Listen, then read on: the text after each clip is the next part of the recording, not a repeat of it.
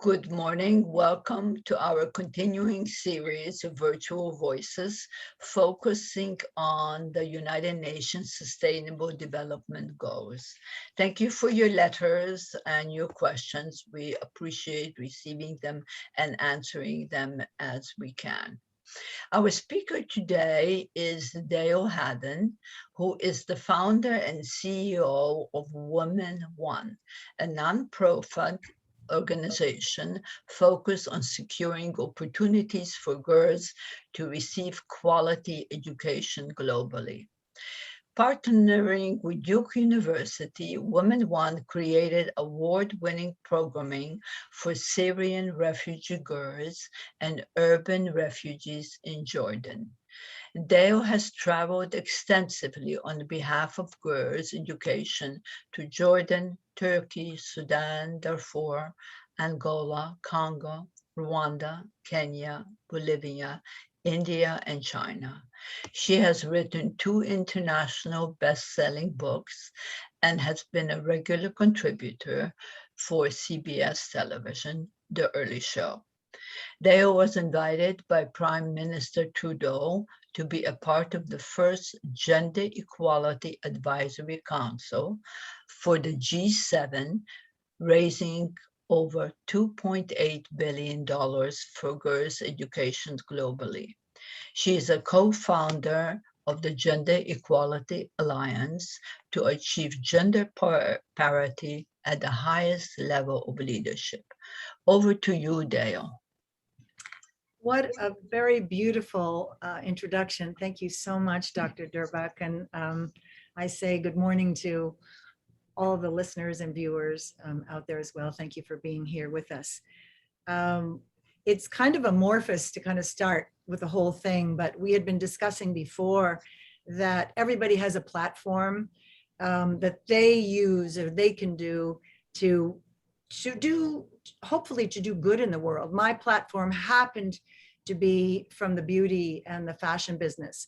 And what is the power or value of that?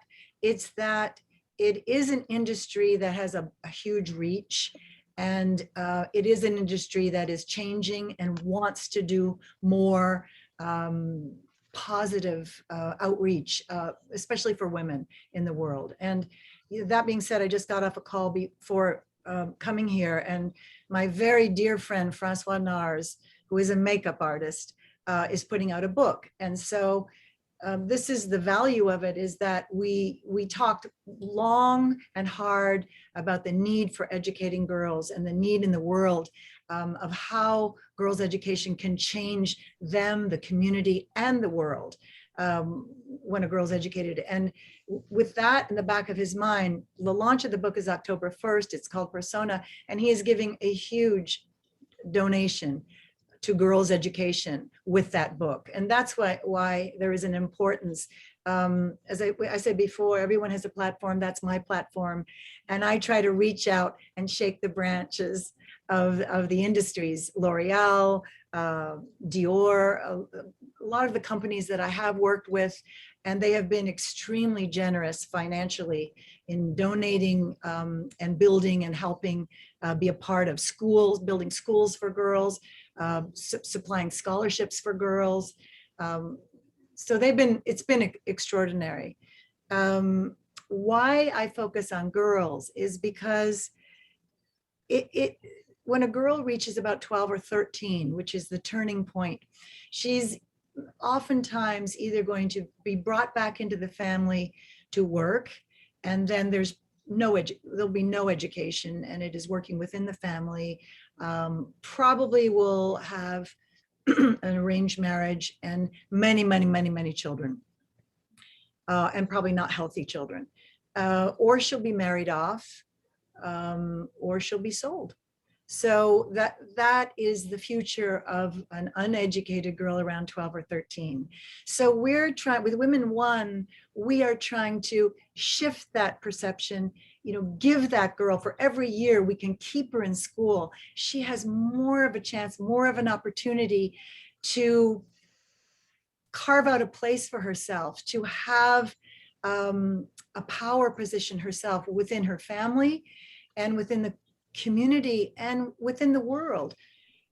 People say to me, well, why are you focused so far away? Because we've been in six or eight countries now, but we're drilling down in Kenya because we have a partner there where we're really focused on providing for them scholarships to keep them in school. And the impact has been pretty phenomenal. We've impacted over 5,000 girls in that area and really changed a lot of lives and conditions within the community.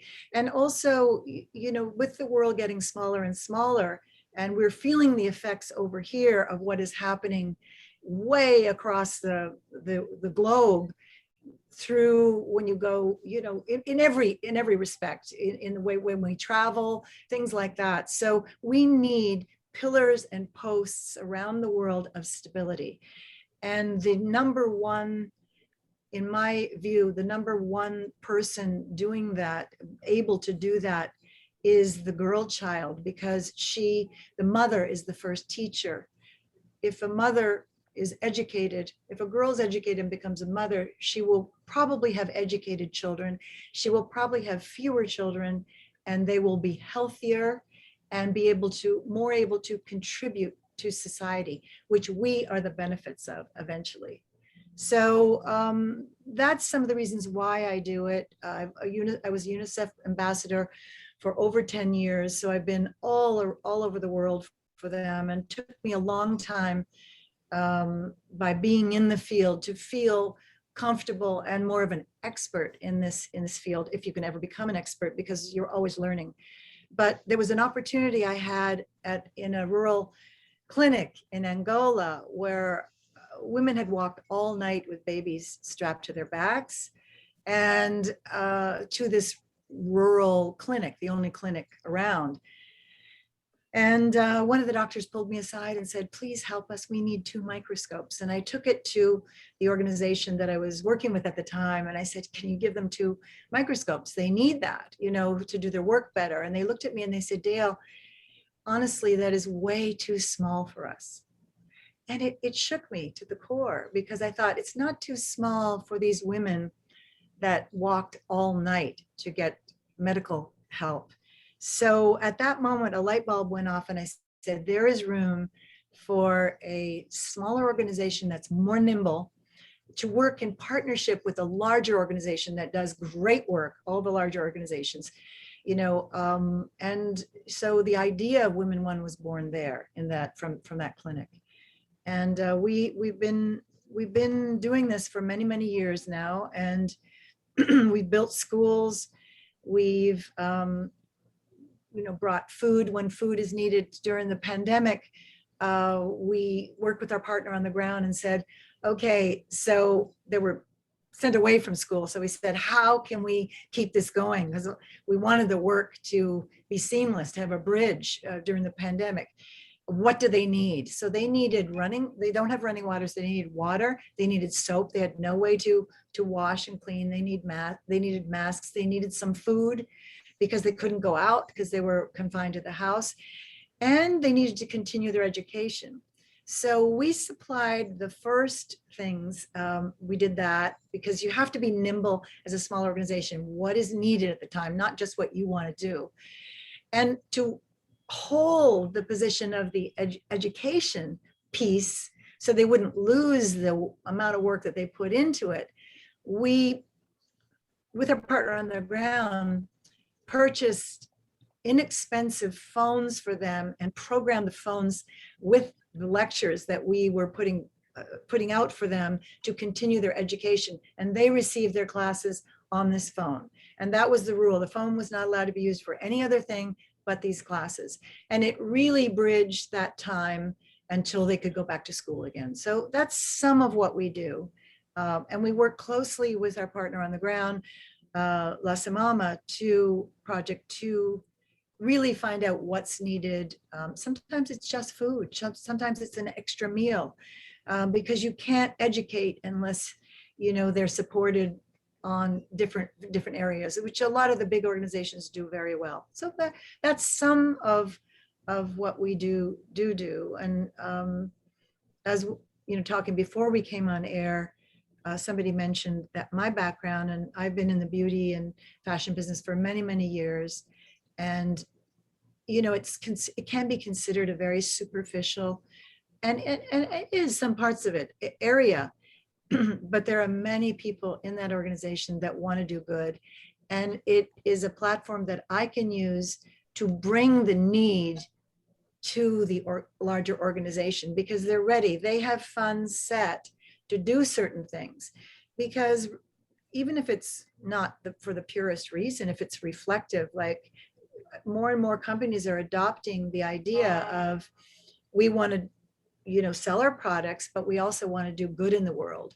And the balance is coming like this. So the doing good in the world becomes more powerful, because young people are asking companies, yeah, if I buy from you, what are you doing, you know, to help and support, you know, the world, whatever they're interested in, climate, water change, you know, clean water, whatever it is.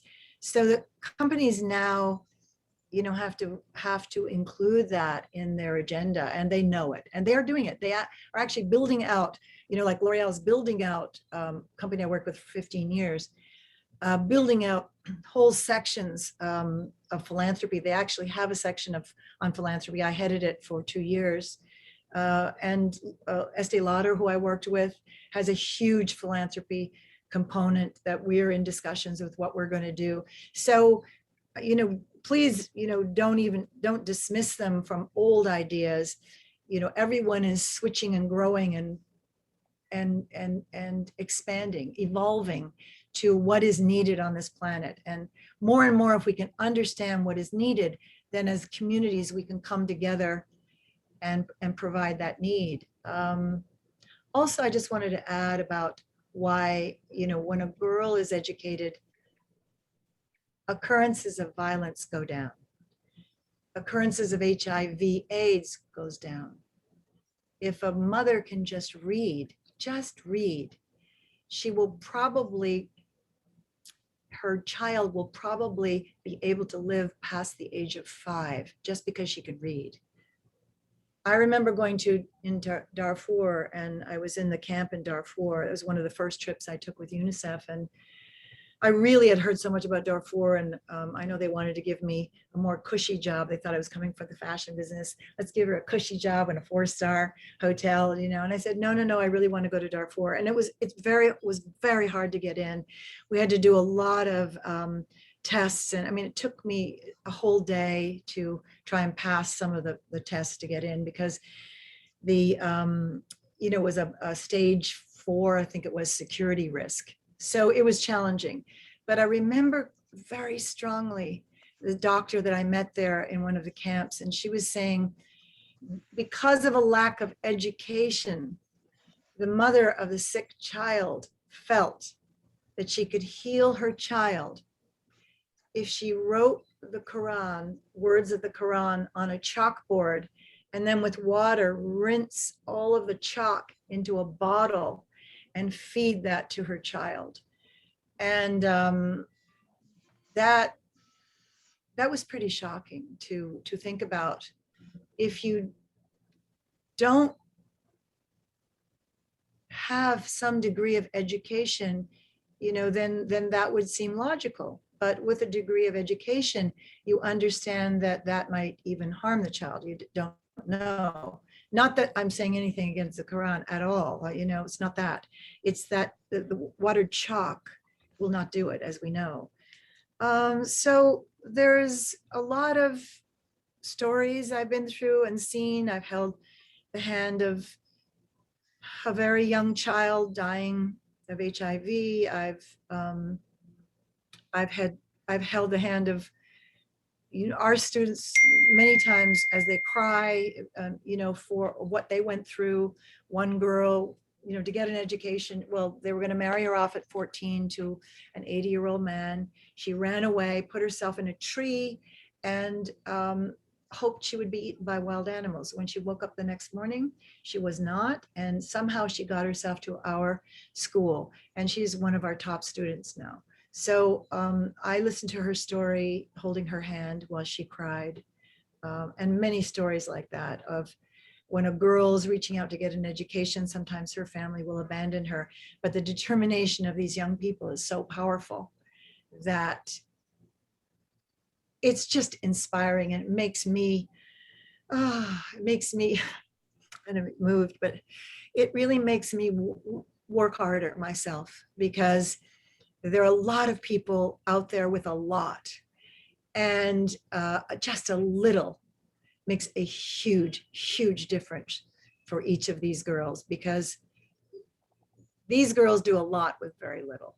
And so I appeal to anyone that's listening out there, if you want to get in touch with us or any other organization that your heart leads you to. Ours is womenone.org, www.womenone.org. We have very personal relationships with our girls. We know what they're doing. We know if they're in trouble. We have therapy help and support for them, because many of them have been through a lot of trauma. When we worked with the refugees from Syria, the trauma they had gone through was extraordinary. That you had mentioned earlier, we did with Duke University, and we had a leadership media workshop that we set up there, and also in Turkey, because I went all over Turkey. I went to 10 cities in Turkey, seeing what the need was. But we did this media leadership workshop. One of the things that we did was we gave the girls in that workshop cameras, and we said to them, with these cameras, we would like you to film and photograph what you cannot speak about. It is extraordinary what they produced. So extraordinary that they have won awards for those 2-minute, the most is 7-minute, but 2-minute, 5-minute films. They've won awards in, all over Europe, and also at Sundance for their films that they did. So this is one way. And also it changed the relationship with their brothers and their fathers, because they could not believe what they were capable of doing. So not only did it give them, the feeling of power, empowered them, like having lost everything, and suddenly, so they were the cause of something, because they could focus on something and say, I am going to, I'm going to photograph that and film that and capture that. Like one girl said, I'm going to film all the ways a child in a camp plays when they have nothing, what they play with. And there were extraordinary things like playing with pebbles. One of the little sisters, like in the air, she was doing this with her feet and pedaling with her feet. And what it was is she had the memory of a bicycle, but didn't have a bicycle. So it was all the ways children played, and that won an award. There are just so many instances like that that were extraordinary, because we don't think about that, like what they have, what they don't have, what they lost, and how unempowered they feel. And suddenly, if you can figure it out and give them empowerment, then they can be a contributing person to their community that we received on the positive end with stability and calm and who knows what else. Because many of my girls and boys that are there, they want to be interesting things. They want to be surgeons. They want to be journalists. They want to be doctors. They want to be nurses. They want to be astronauts. They have dreams. And they may not all reach those dreams, but some of them will. And at least they will get to a point where they will be educated mothers. So their children, again, like I said before, will be healthier, there will be less children, and most probably those children will be educated children. So that is all the efforts that we benefit from. And I don't want to be a huge, organization. I just want to be an organization that can fulfill what we promise we can fulfill, and try to bring in as much funds as we can so we can do good, and just keep on top of the girls and work with my partner on the ground and visiting regularly there. We usually visit once a year to see how it's going, but we're speaking all the time. What is needed? What do they need next? Do they need, more, another kind of expert there? Do they need, I was speaking with L'Oreal, can we set up for those that are interested, because some express that they have an interest to start a little beauty salon. Can we work with you to set up that salon? It's not going to cost a lot of money, that you can bring your experts there, teach them for a week to 10 days. I'm sure they would love to do that. And then they can set them up, things like that. Give them alternatives of businesses that they can start and do. We bought a plot of land. We're building a campus there. We had the extraordinary good luck to work with David Adjaye, the really, really, really talented architect that built the museum in Washington, D.C. on African history. If you haven't seen it, please rush to see it. It's the most extraordinary museum I've ever seen. You travel with slaves all the way to America and then to those African Americans that are prominent today. He visited it, said the world has to see what you're doing here. It's extraordinary. It's better than you told me. I was relentless on him. I was a groupie. I was a David Adjaye groupie, so shameless. But I got him to go there, thank God. And he has designed the campus that we're building there with clinic, with Echo Hotel, so that people can come there and either stay there and work or give their expertise to these kids that are there. And if it does well, we're going to take it to scale. So that's a little bit of my background. We're now focusing on raising the funds for that campus. And that's the next big push. So I think, if there's anything else you think you would like me to speak about that, that's, it's extraordinary you gave me that much time, and it's extraordinary patience on everybody's part to listen to that long dissertation.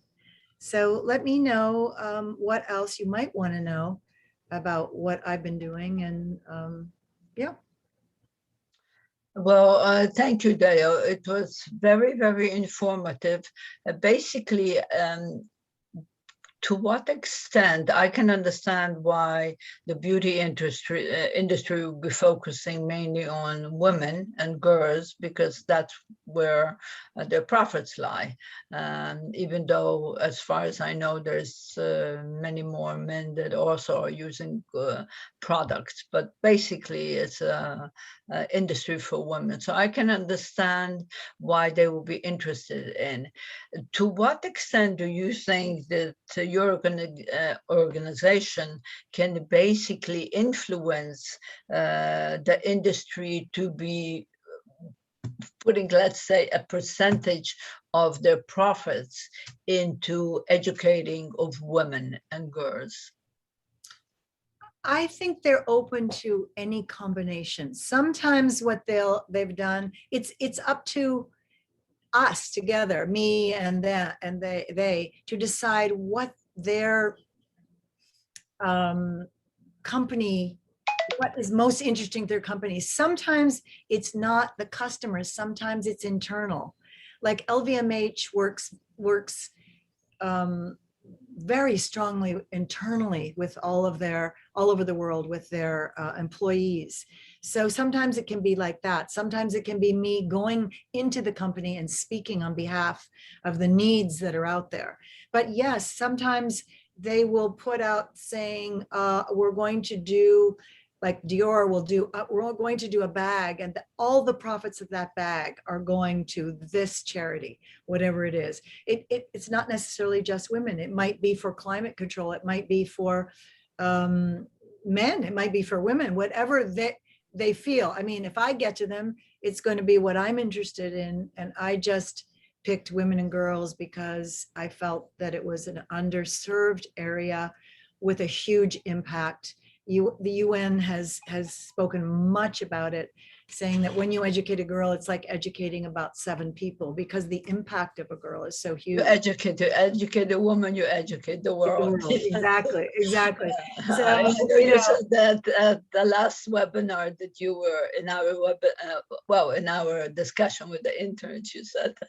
Yes, exactly. Good memory. Good memory. I loved going there. And I loved what you were doing, Dr. Durbuk, at the UN, really creating new young leaders there that see the problems. And they were so enthusiastic. It was really a privilege. Thank you for inviting me, as I'm thanking you to invite me on this program.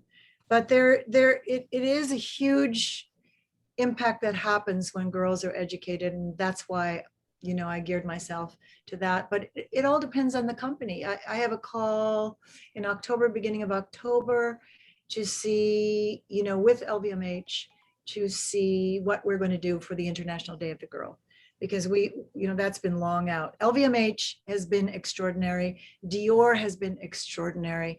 These are companies that really put their money where their mouth is, where their good intentions are. And so they have been a huge contributor to our work, and I thank them. I'm glad to thank them publicly. I just wanted to add one little other piece. I think it's Paul Hawken. That writes about the climate control. And he put out a fabulous book on climate control. And I don't know if many people know this, but the number in the list, he's listed from 1 to 100 of the most important things for climate, control. And number 7 on the 1 to 100 positive impact is educating a girl. So if a girl is educated, because she is so close to touching and affecting the climate with what she's doing, especially in third world countries, the water, the fire, the cooking, the impact is extraordinary. So I just wanted your listeners to know that number 7 is very good. Actually, according to the organization that works on the population issues, they said the number 1 is basically providing birth control. That will provide about 80% of the reduction of what we have to cope with environmental degradation. But I also wanted to ask you, before we continue on to questions, is have you joined, or do you know about the Education for Employment? It's an organization that is, the president is Andrew Baird, and basically what they do, they find jobs for women. So that might be something that you... In what area is that? It's all through worldwide, and it's called Education for Employment. And the head of it is Andrew Baird, B-A-R-R-D.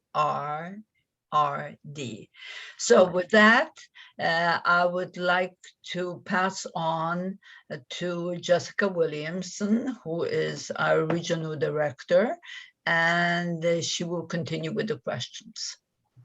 Jessica? Thank you, Dr. Durbuk, and thank you, Ms. Haddon, for the important work you do, which is educating girls. And you can call me Dayle. Hi, Dayle. So we have a lot of questions from our viewers coming in. They're curious to know why in a lot of these countries and our women continue to be denied an education, and what are the factors that make it unattainable for them? Oh, wow. Okay.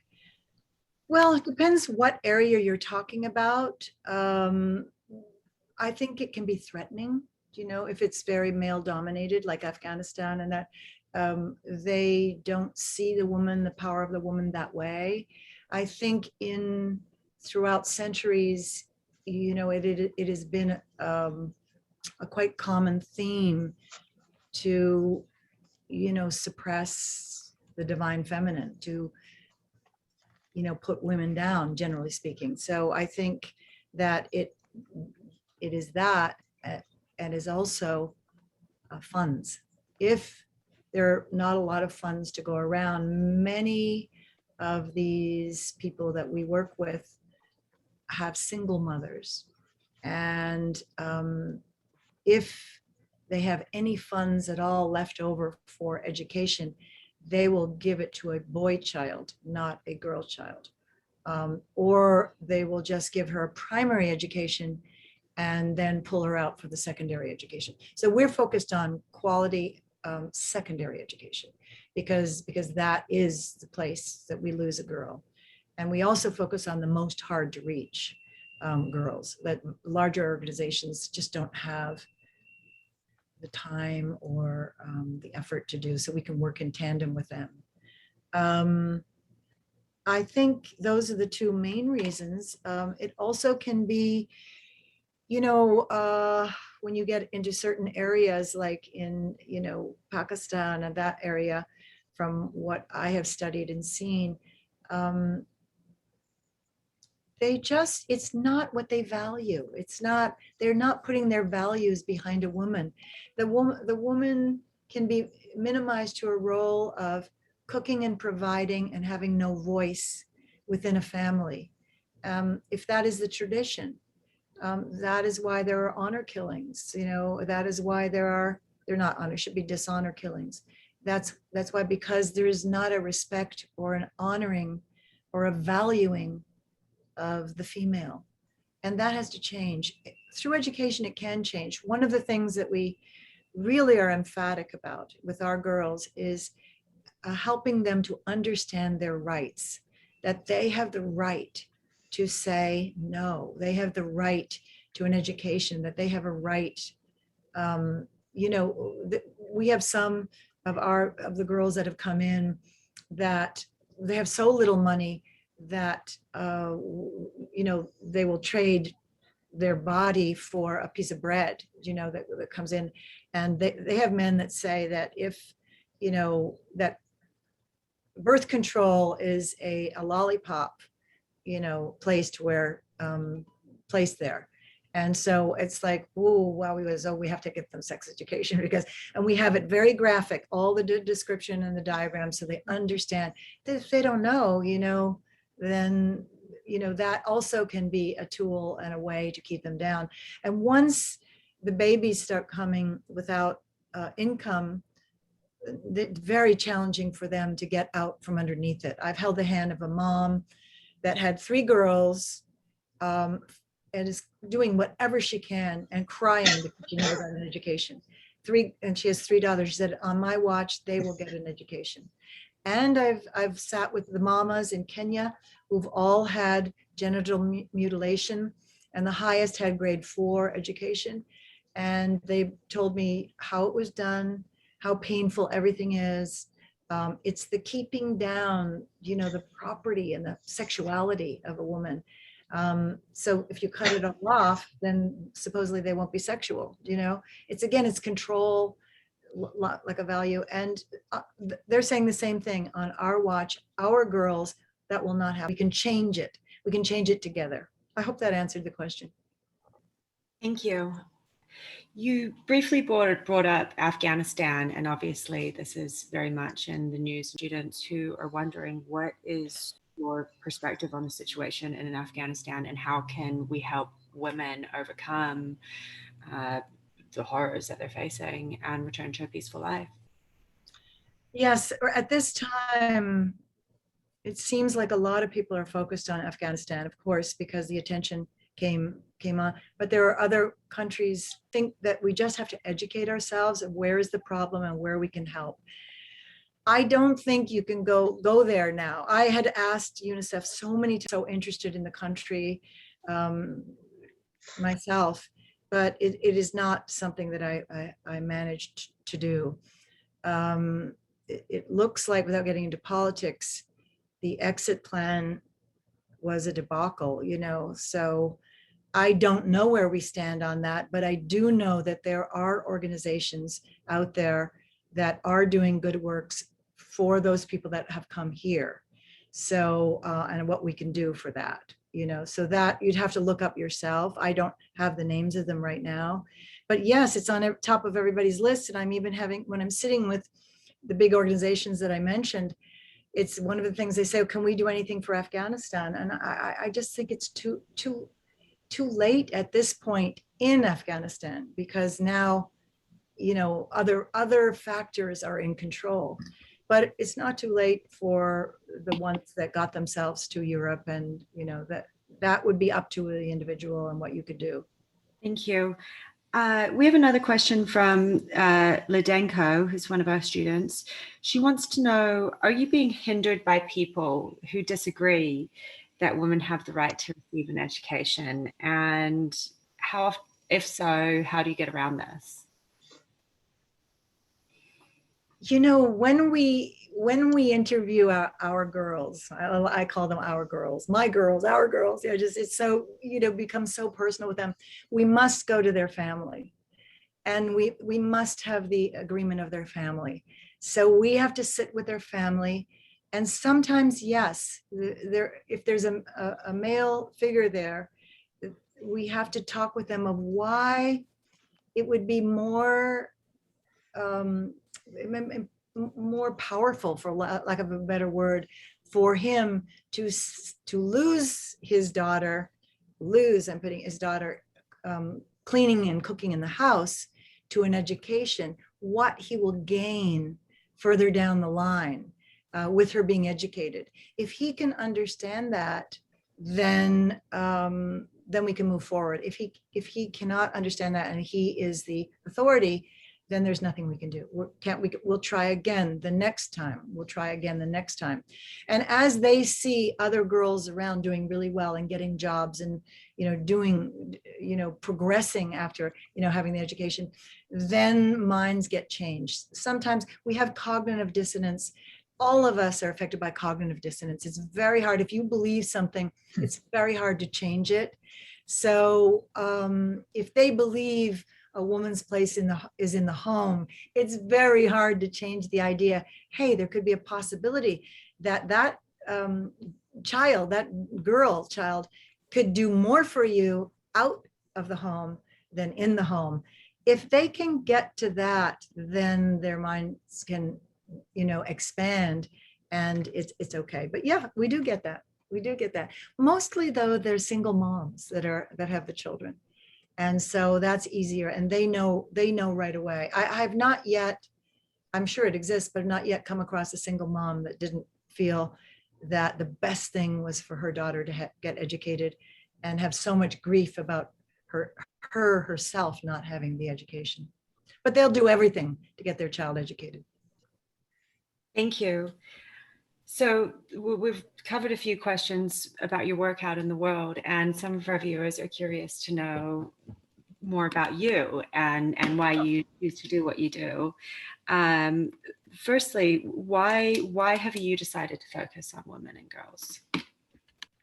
Well, you know, I've been about 40 years in, I call myself a dinosaur in this industry, the fashion and beauty industry. And I have been photographed by the greatest photographers, worked with the most talented people, had my picture on so many covers from Vogue, Bazaar, Elle, Marie Claire, you name it.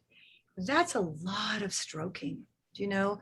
That's a lot that was given to me. Now, mind you, I worked hard to get there, because I wasn't particularly a girl that said, oh my God, honey, you should be a model. You know, I wasn't that girl like many other girls were. I was smaller. I had to stretch higher. I had to understand what a photograph was. I had to communicate with the photographer. And when you're working at the highest level, it is a moment of authenticity captured in time, with all the greatest people making you look fabulous. But I felt that at a certain point, I was given so much, you know, that it was time for me to give back. I'm raised by a family that we always gave back. We brought in kids from halfway house. My mom took care of them. We packed up certain toys and foods for, you know, food banks and things like that. I was raised that way. My parents were, you know, World War II. Coming out of World War II. So it was a lot about economy, and it was a lot about being very careful with resources. So now here find myself in a very luxurious world. And I'm not saying it isn't fabulous. It is, but you can't buy it. It isn't authentic. It's a fantasy, and you go home and like I've been in the movies too, and they treat, oh, do you have a sneeze? Oh, you have this. Oh, are you okay? Are you well? Because the whole film banks on you, and then you go home and you got to do the dishes. So, you get this back and forth. And it's the same when I go to Africa. I feel like I bring that world with me there. And by being there, I bring that world back here, because in the beginning, I was just going to talk about it, but I can't talk about it unless I go and see it myself. And so I think, in a nutshell, it is having been given so much adulation and stroking and stuff, that is ephemeral. Because then it's the next group of models and the next, and oh, you're the prettiest. Yeah, I had my grandson say to me, I'm so sorry. I apologize for interrupting you. We have a lot of other questions. Okay, go ahead. I'll go. And they're just pouring in, and yeah, I know go for it. We want to cover a lot of them. No, I'm glad. Thank you so much. So this one's a bit more specific. How would a scholarship for teenage girls in, say, Kenya change their whole dynamic of their future and prevent them from being sold into arranged marriage? Because they would have the funds to get the education, because they have to buy a uniform. They cannot go to school without a uniform. They don't have the money to buy a uniform. They have to get a uniform. They have to have the food to go there. They have to have the books to go there. They have to, and then their fees have to be paid. So what that would do is, instead of just being, staying home and, probably selling vegetables by the side of the road, they have opportunity even to be something like, an accountant or something where they'll get a paying income as a job. Yeah. Great. That seems pretty straightforward. Yeah. Now, this is getting a bit more into the political sphere, but a few of our viewers are curious to know about how do you feel about abortion bans in some countries and even restrictions in our own country and its effect on women and girls? I think that's a very personal choice. I would never make a decision on a woman's choice to do whatever she felt she needed to do. Life is precious. It's very, very precious. But I would never, that would be an infringement on somebody's sovereignty. I would never do that. I would never speak on that. All right, fair enough. Now, what do you think, this question is from Dimitri, what do you think of the current feminism movement? That's such a big question. Look, I think in the beginning it had to be radical because, again, it had to switch I think we have to be smarter now, and we have to include men in the discussion of feminism. It's not against men, it's with human beings. It's with with the genders, together, so that we resolve and solve these problems. Everybody should have opportunity. Everybody should be at the top of their game and their opportunity to do whatever they want to do in the world. So, but I don't think militant for me is the way to go. And I don't know if that's what he's meaning. Is he meaning the Me Too movement? Is he meaning, I don't know. I think those things have to go that way in the beginning, and then they have to find the balance. And it has to come from love. Love is the most important emotion on this planet. You can move mountains with love. And I know there's practical conditions on that too, but love is where it shifts everything. You can shift people with respect and love and the facts, and get educated on these subjects, and then do it in a respectful, loving way. That's my... Indeed. Now, how do you think that the modern fashion industry affects a woman's self-esteem? And how the modern fashion industry affects a woman's what? Self-esteem. This question is from Hulab. Okay. I think it's hard. It can be hard when you're saying the fashion industry. I think we're talking also about photographs, right? It's very hard if you set up a standard and then that person's measuring themselves with a standard. There's what's great since I started modeling is the idea of beauty has been expanded. There's every kind of beauty, that's out there, different kind of beauty, that's, a masculine beauty or a unusual, so it's changed our concept of what is beautiful. When I was doing it, it was only blonde girls, only girls from Sweden and Texas, and California. That was it. And so as a brunette, it's harder. And so you didn't see that many brunette covers. So I think what's not good is that if you don't get the latest, then you're not the greatest, so to speak. So I look at my grandchildren and I just see how they're affected. They want to be pertinent. So they're looking to these magazines and the industry to say, if you do this, this is when you'll be cool. And, my message is always be cool from the inside out, not from the outside in. It's the same message I teach my daughter. Good for you. It's the only one that works. Jessica, move on. Yeah. This question is from Miriam. At what stage in your life did you feel this calling, and who was the role model in your life? Oh, my goodness gracious, Aunt Matilda.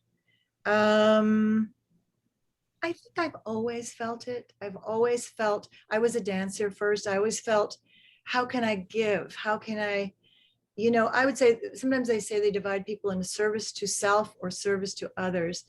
I think I've been fortunate enough to always feel service to others. Even when I was modeling, it's how can I communicate to the women looking at this about higher things. And I did get a lot of letters from women saying, I think you understand me. I think, so I think it was beyond my looks, which is what I was trying to do, get beyond what I look like, leave that up to the great lighting, great makeup, to make me look a certain way. But I think, and my greatest, I think it's women, just women in period, women that stand up for things, women that fight for things, women that I think everyone here on this panel, Dr. Durbach, Miriam, you, Jessica, women that are standing up for themselves and for others. They inspire me to do more. And my students inspire me to do more because they want to do so much with so little. And they're so grateful for that little. So they inspire me to do more with what I can do with WomenOne. Yeah. Excellent. And you may have just covered this, but we have a lot of people who are curious to know what is the best part of your job? What a beautiful question. When you see it work, when you see the success, when you see the smile on their face, when you see the tears of joy, when you see when they graduate, when you see it, when you see the difference, and when you see their humility and their humility, it's so moving, they're so humble. And so the fact that another person across the world is thinking of them, that's what I tell them. They're thinking of you right now. They're contributing to you. They donated to you, do you know? And they just cannot believe that somebody across the world is giving them the opportunity to have their dreams, to make more. And that, when I see that, it's worth everything. It's worth everything. And one of our viewers, Vadim, wanted to know, is there a specific memory or story that you keep going back to where you saw a woman achieve these dreams?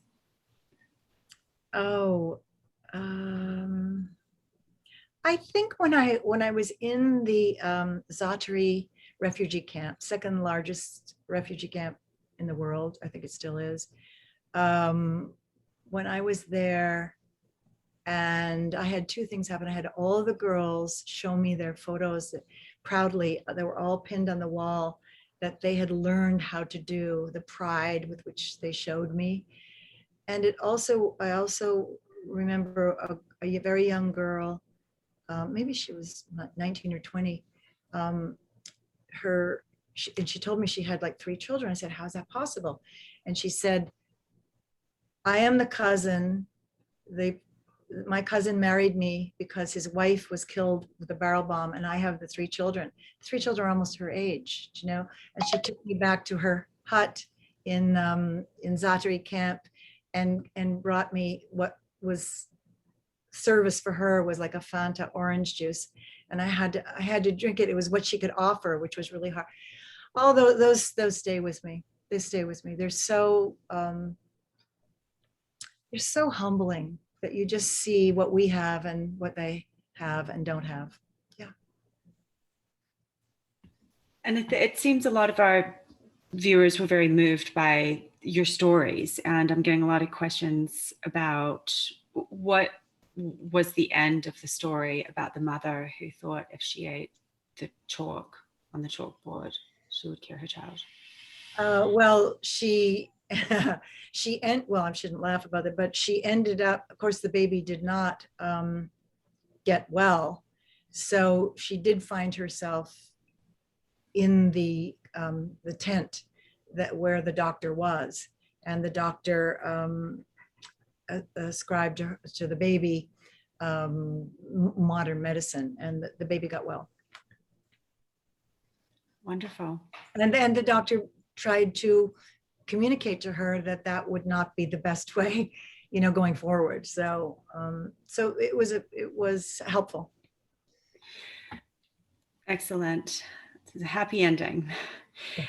This question is from one of our students. She wants to know how women's education affects socioeconomic development in a country or region. Well, there's you put educated women into the workforce, it just raises the GDP. I mean, just the quality of life is raised with women in the workforce. I mean, when you think about, there's something like 60 million girls, I think, out of school globally. You start putting, half the population into the workforce, you are going to have an expanded economy. So it is, everybody benefits from that. We benefit from it too, even though it's might be half a world away. You just have more stability and a booming economy. It's very interesting to see what's happened in Rwanda, having visited that country several times, and how they turned it around so much, considering what went on with the Hutus and the Tutsis there, that millions of people were killed, massacred by their neighbors. So, but they've turned it around. So that the countries in Africa looks to that country, as an inspiring story. So when you increase the GDP, you other things get attracted in. It's, and people go to the next level of evolvement, which they need to do. Excellent. Our next question is from Liza. She wants to know, what are the first fundamental steps for you starting girls' education? What do you teach them? What are the first things that you teach them? We have a special called the Center of Worth, a special place that we build out, starting to get bigger, where we work with our partner on the ground, is asking what do they need, rather than tell them what they should get, and it supplements their regular education system. But they might need sex education. They might need a counselor, like a therapy counselor, speaking if they're getting behind. They might need the rights education. They might need computer skills. So we supply what is communicated of the need for them at that time. That's how we do it. What do you find are some of their main pressing needs, just generally? Health is an important one. I visited the regular schools a lot, all over the place. Sometimes it's just as simple as a meal. I asked in Darfur, one little boy who had his class outside under a tree. That was his classroom.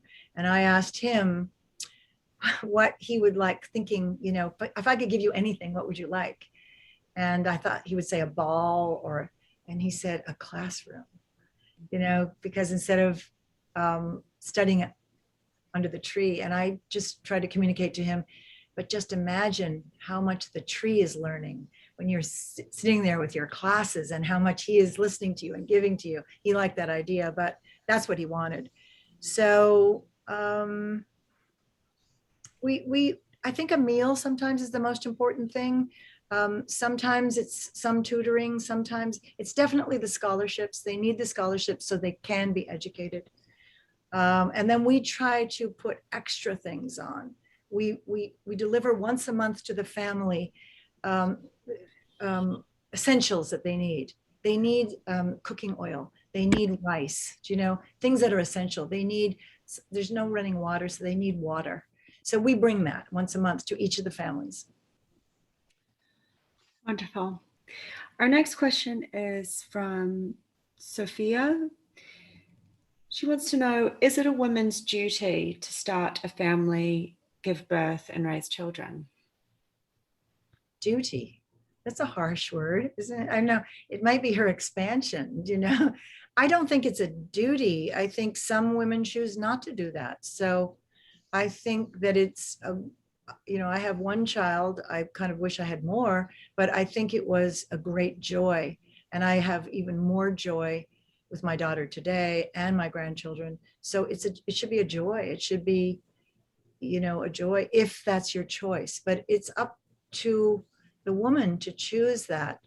I don't think she has to do that. She should, there's no shoulds. Hopefully she would want to do that if that's her choice. And if not, then she's making the right choice, because maybe she wouldn't be a good mother. And so it's a choice, not a duty. Excellent. A glorious choice, by the way. Wonderful. And also, I might have to say, it's one of the most difficult jobs in the world. So I give all my admiration to all the moms out there. And sometimes we mom other people too. So all of it. Yeah. Now, we have a question, and I know this one's Afghanistan focused, but maybe you can direct our viewers to some other organizations globally. One of our students wants to know, is there an organization where you can donate money for women in Afghanistan? There are. I think they're located here. So, you know, I do not have their right in front of me, but I'm sure we can get those organizations. But I would like to remind people, there is need everywhere. It's just, if you remember a nanosecond ago, everyone's attention was on Darfur. Now it's completely off Darfur, you know. So, you know, I'm glad that somebody's interested, you know, and maybe there's turns that go around, but if you can expand your mind, and there is need everywhere.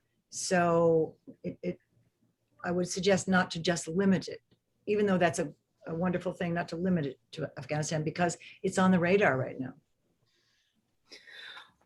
Well, Ms. Haddon, thank you so much for an inspiring and enlightening discussion. Dr. Beck, do you have any more questions? Yes, I do.